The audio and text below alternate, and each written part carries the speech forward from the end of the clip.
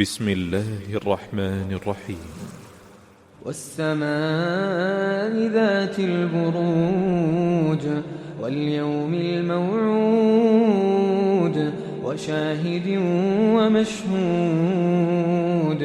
قتل أصحاب الأخدود النار ذات الوقود إذ هم عليها قعود وهم على ما يفعلون بالمؤمنين شهود وما نقموا منهم إلا أن يؤمنوا بالله العزيز الحميد الذي له ملك السماوات والأرض والله على كل شيء شهيد.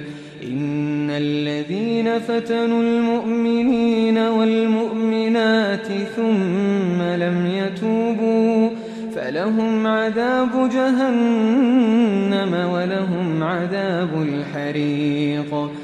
إن الذين آمنوا وعملوا الصالحات لهم